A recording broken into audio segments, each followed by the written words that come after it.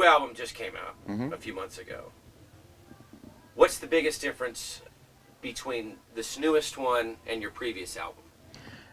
They're both real country. This one, I think the biggest difference is, for one, it's a little more mellow. I kind of went back and was listening to a lot of vinyls that I grew up on in between the two records, and realized that a lot of the albums I love, a lot of those Don Williams records and Vern Gosdin and Keith Whitley records that I grew up on, they were pretty mellow. You know, they weren't so worried about having these high energy songs on it that you're so tempted to have to put on records these days, and so that was the main thing. I kind of just quit worrying about that, you know, about what you're supposed to have and what it's supposed to be on there, what kind of formula they're supposed to, how many fast songs, how many slow songs, and just made the record I wanted to make.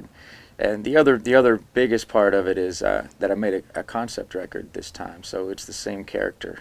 The first song through the last song, it's all from his point of view. They're all first-person songs, and it's the same guy, and it follows his path through this. First, he's kind of really screwing up a lot, you know, and messing his life up and causing a lot of problems. And in the second part of it, he's having to deal with the fallout of what he did in the first part. And then in the last part, he kind of starts to come out of it and realize what he's done and you know, what he can maybe do better in the future. But he doesn't quite pull out of it all the way at the end. So those two things are the biggest part of it. Is there a particular song that when you wrote it, you started chomping at the bit and was like, man, I cannot wait to get into the studio and put this one down? Yeah, there's a couple of them, but I think the one I'm most proud of as far as that goes is the title track, Daylight and Dark.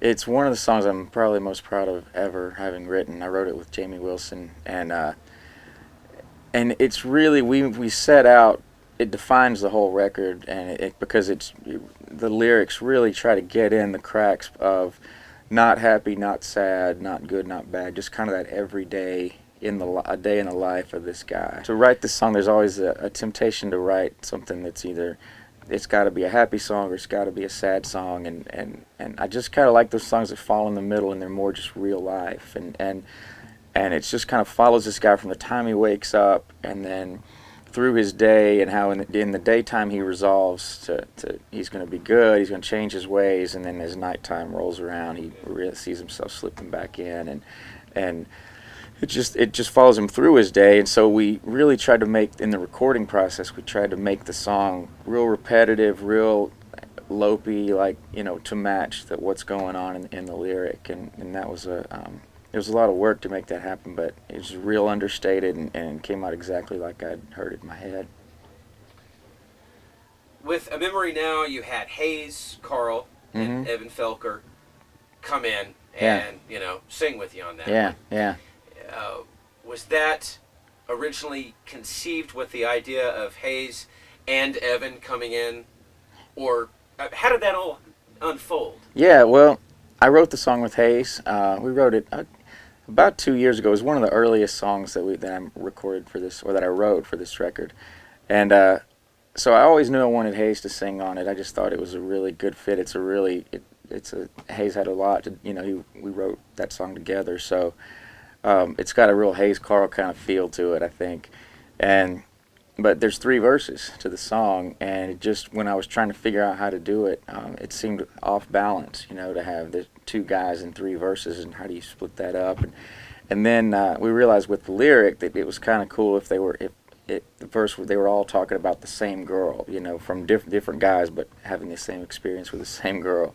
And so we thought it'd be cool to have a third, you know,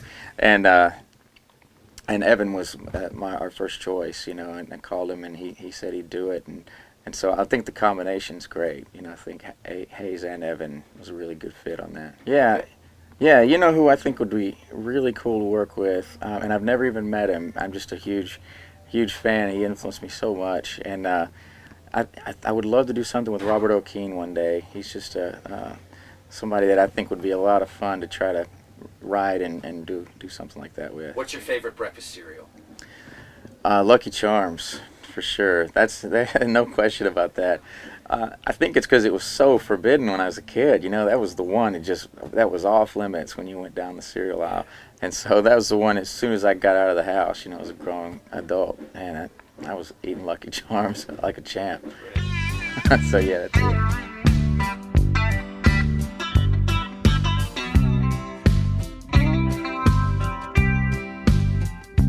Well, I just turned 35, but it feels a whole lot like 23. I'm still waiting on growing up. Maybe then I'll figure out just what I'll be. And I've tried the 9 to 5 before, but me and that suit and tie did not agree.